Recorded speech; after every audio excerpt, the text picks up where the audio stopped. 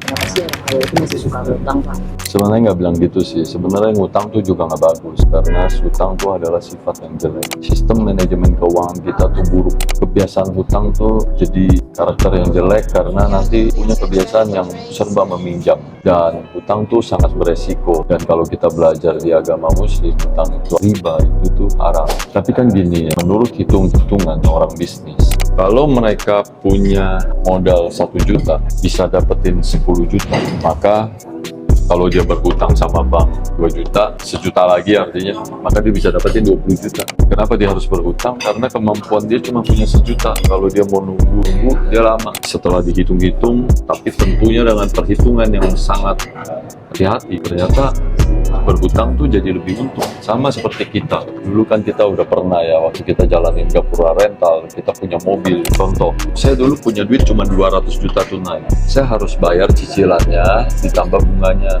Sebulan itu saya harus bayar 2 juta. Dulu tuh cicilannya 2 juta. Saya masih dapat 4 juta. 4 juta dikali 10, saya dapat 40 juta. Tadi, kalau saya nggak ngutang bank, sebulan saya cuma dapat 6 juta. Tapi, kalau saya ngutang bank, saya dapat 40 juta. Jadi antara 6 juta ke 40 juta ini kalah jauh. Ini nggak bakal bisa kejar. 6 juta tuh gimana caranya bisa ngejar, sedangkan pertumbuhannya tuh lama. 6 juta tuh kamu harus kumpulin lagi sampai 200 juta baru bisa beli 1 mobil. Sedangkan kita di sini dapat 40 juta, kamu udah bisa cicil 2 mobil lagi. Selain dapatnya lebih banyak, kecepatannya lebih cepat. Sehingga yang beli cash tunai itu nggak bisa ngejar sampai kapanpun, tumbuhannya kalah. Inilah yang dianggap paling sempurna. Tapi kalian harus hati-hati karena berhutang itu sangat beresiko. Oleh sebab itulah rumusnya adalah gini, kalau selama ini bisa jadi duit dan untungnya itu sebanding, maka boleh aja berhutang karena kecepatannya sangat cepat. Yang nggak boleh itu kalau kita berhutang untuk konsumtif, yaitu kita pengen punya mobil nih, kita berhutang.